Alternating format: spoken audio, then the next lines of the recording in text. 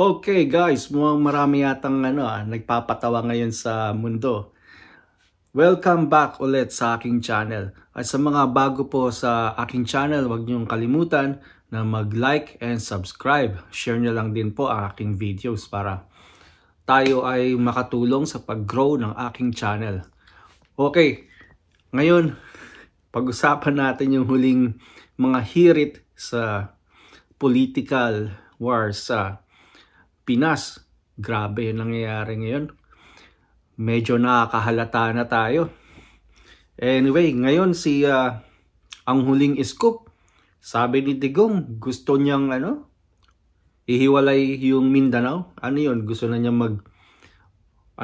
lalampas na siya sa federalism.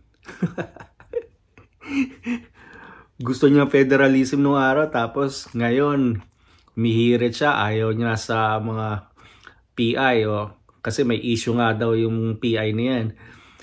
Pero tapos ngayon parang nagtatampo siya, gusto niyang ihiwalay Mindanao. Gusto niyang maging diktador, gusto niya mamuno, gusto niya maging president ulit. Nabanggit niya, siya daw mamuno kasi alam niyo, kung napanood niyo yung mga videos niya, alam mo tayong mga nasa abroad, lalo dito sa Amerika, 24 hours behind tayo sa kanila Kaya sila nauuna sa mga balita, tayo huli. Habang natutulog tayo, may nangyayari doon sa Pilipinas. Anyway, hindi maganda yung huling hirit ni Digong. Kasi parang siyang nang i-insight na magsisid na siya at humiwalay yung Mindanao. Tapos dinideny niya na rebellion daw yun. Buti na lang di pa siya masyadong siniseryoso ng Marcos administration yan, pero pwede siyang kasuhan na dyan kasi actually grave threat na rin yan Kung seryoso ka talaga, Digong, pwede ka nang dapat sa'yo pinapahuli ka na patumbayin ka na, ikulong ka na nila Marcos administration. Bakit ka kasi nagkaganyan? Mukha yatang may nagbabayad talaga sa'yo Sino ba? Mga drug cartel? Kaya ka bang bayaran ng ganyan kalaki? Para magsilta ng ganyan? O sarili mo lang talaga? Saan nanggagaling yung energy mo para magsalita ng ganyan? Lakas ng loob mo. Alam mo naman ang pwedeng mangyari sa'yo. Kung anong mga kasong pwede mong maharap. Kung mag-incite ka ng another rebellion. Patay na nga yung Muslim rebellion I mean, di pa totally, pero nandun na, died down na sila Mahinang-mahina na yung Muslim extremist na yung mga gusto umiwalay. Tulad ng MILF. Hindi na nila kaya. Kasi medyo unti-unti nagkakaroon ng developments ngayon sa Mindanao. So based sa inyong sinabi, sabi mo wala ka pa nakitang president na inatupag ang Mindanao. Parang siniraan mo na rin sarili mo. So ano ba nangyari yung ikaw ang president nyon, di ba? Di ba nagpundar ka doon? Tinulungan mo magkaroon ng investment doon? Di ba? Mayroon namang mga infrastructure developments na nag-improve sa Mindanao. Yung mga bypass road na yan, yung mga tunnels, mga bagong highway na hinumpisa nyo na, di ba? Ano pang hinihingi mo? Ay nako, mukhang may mabigat ang problema ni Lolo Digong Shoutout pala sa inyong lahat, sa aking mga followers. At shoutout din sa mga nagkikriticize sa akin. Talagang ganun ang buhay. Pasensya na lang tayo, pasensya sa inyo kung di nyo nagugustuhan yung sinasabi ko. Talagang ganyan naman buhay meron tayong mga disagreement kasi kanya-kanya tayong prinsipyo at opinion. Respetuhan na lang na opinion. Ako lang naman sinishare ko lang sa inyo kung anong naiisip ko. Actually ayoko na sana mag-react kasi meron ako mas mga gustong pag-usapan na topic. Kasi ngayong winter ngayon dito sa sa Canada, kaya hindi pa ako masyado nakakapasyal this time dahil busy ako sa mga trabaho ko.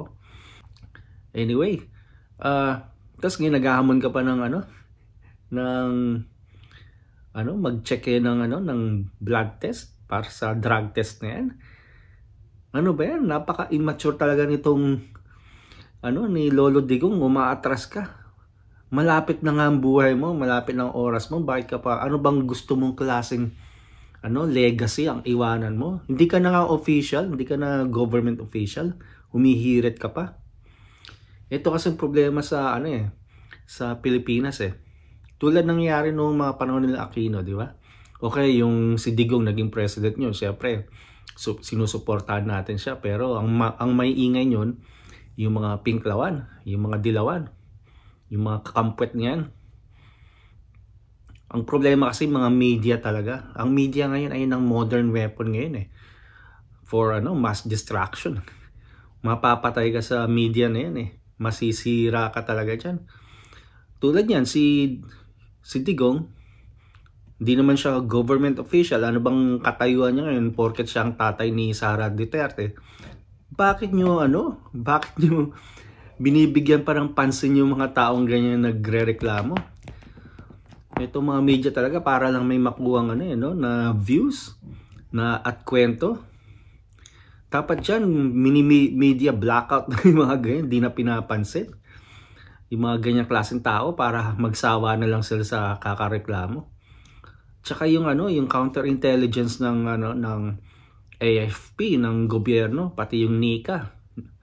Dapat kumikilos kayo na counterintelligence yung itong mga taong ganito na tulad nila Digong at kung sino pa dyan mga tao na pwede mag-incite ng rebellion o itapod ang gobyerno ng Pilipinas. At saka dapat malaman nyo, ma-detect nyo kung sino yung mga kakuntsaba nila. Kasi most likely baka nandiyan na naman yung superpower, ibang mga superpower ngayon na kumikilos ang kanilang mga galamay, mga pera. Diba? Dapat nai-intercept nyo yung mga communication nila. Di natin alam. Tulad sa mga sinasabi ko lately for my last 2 videos, yung meron tayong suspect, number 1 suspect. Dahil sa nangyayari nga ngayon sa South China Sea, sa Taiwan. I will not be surprised kung ayan nga yung China ang kumikilos ngayon. At pinupondohan nila yung mga yung mga tao na pro-China. Tulad nangyari sa Hong Kong at saka sa Taiwan. 'Di ba? Para tulungan pabagsakin yung mga gobyerno nila para mag-turnover, maging Chinese puppet.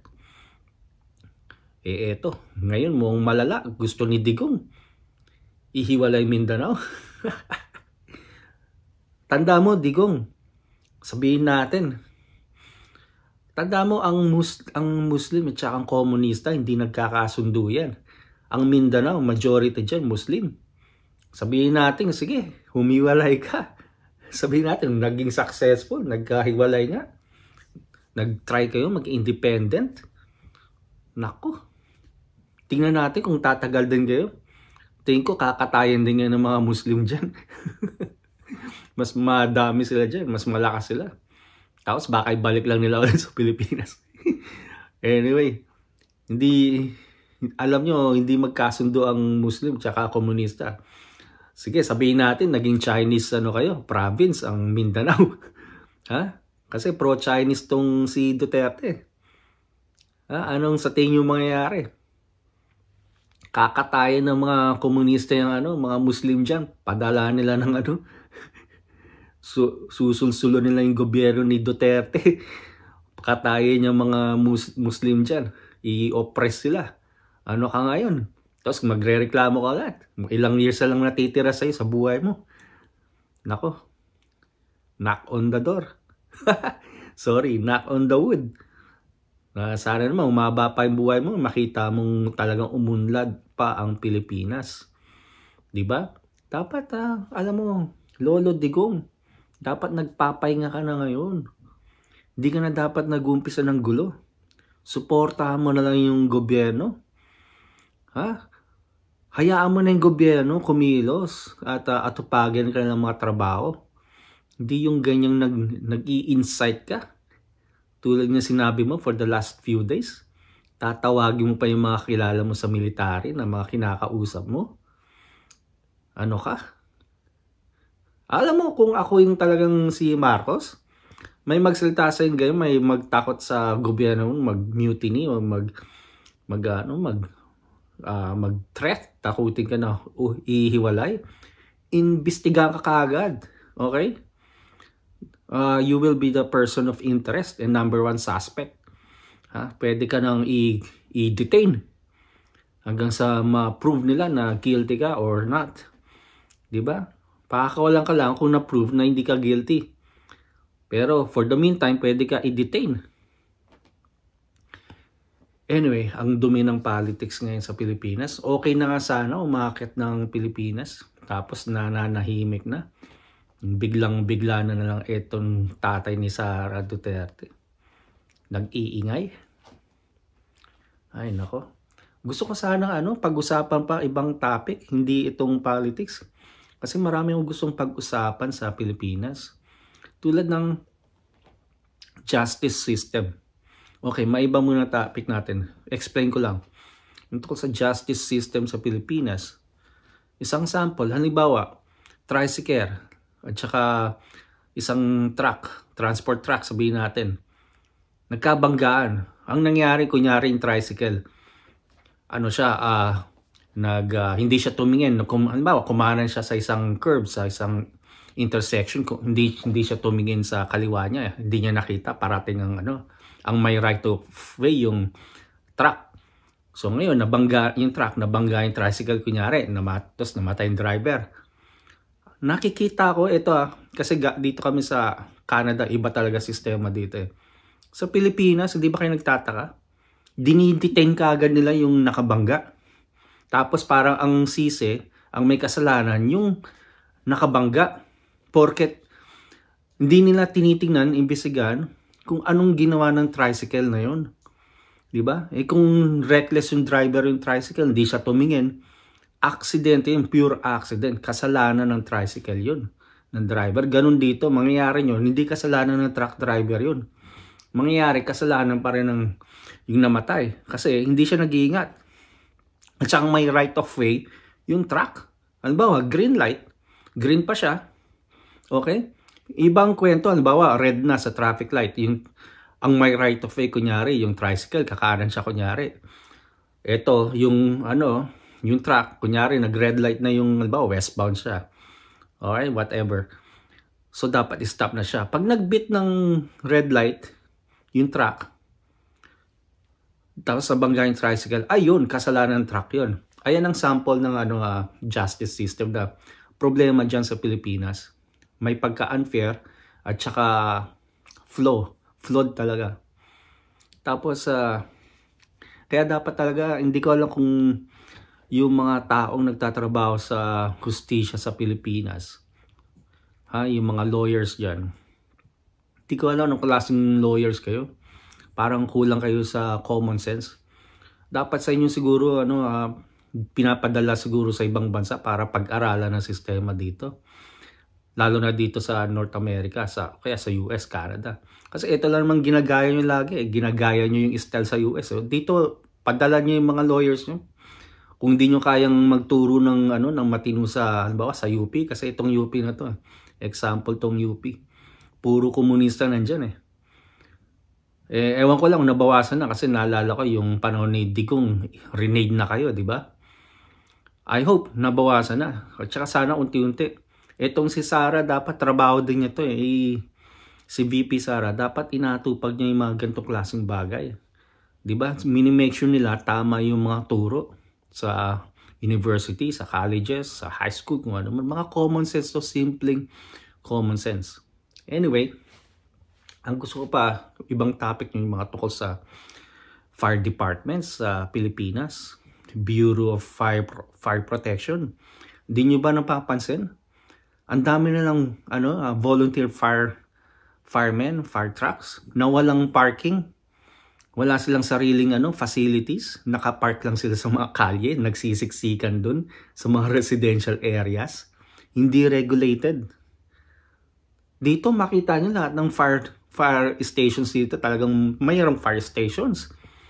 At saka talagang centralized sa isang community, sa isang siyudad, sa city o town. Meron talaga. May sarili silang fire stations, matino, malinis, maayos. I was just hoping ganun din sana gawin sa Pilipinas. Ito si Marcos sa administration, sana wag niyong palampasin to. Sana within your administration maayos niyo tong mga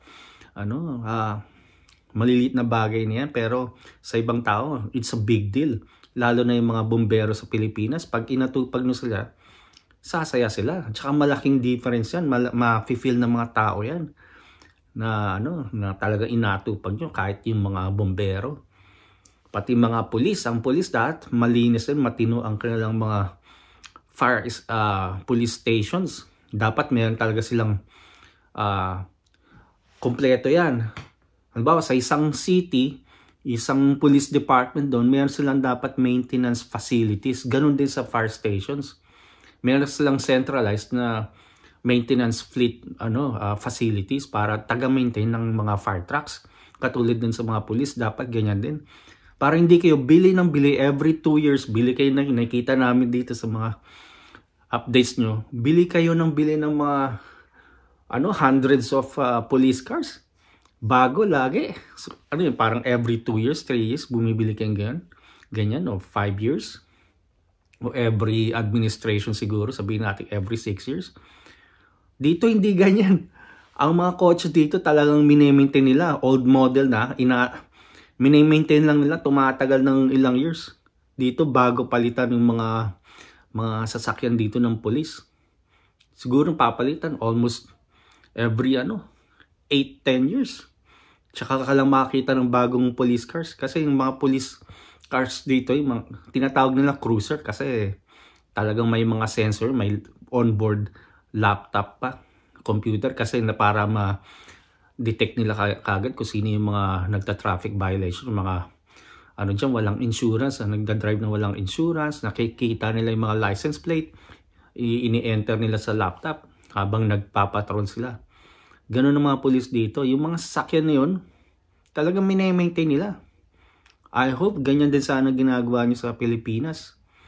Anyway, yun lang sana yung mga gusto kong pag-usapan sa susunod na video. Hindi ko rin, pasensya, hindi ko rin masyadong actually na gustong pag-usapan yung mga politics sa Pilipinas niyan. Kasi yung dumi. Anyway,